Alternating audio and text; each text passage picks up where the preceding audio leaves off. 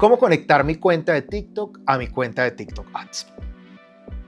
Si yo no tengo una cuenta aún, lo que debo hacer es desde la aplicación de mi celular, voy a crearle una cuenta a mi negocio. Y como ya tengo mi cuenta Ads creada, lo que voy a hacer es, me voy a venir para Business Center, voy a irme hasta cuentas y acá le voy a decir que ya voy a crear una cuenta que está conectada.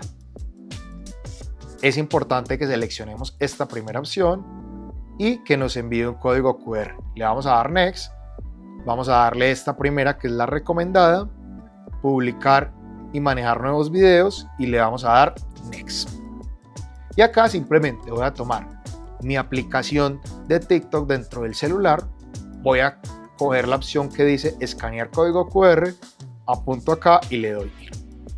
Y así acabé de conectar mi cuenta de TikTok a mi cuenta de TikTok Ads.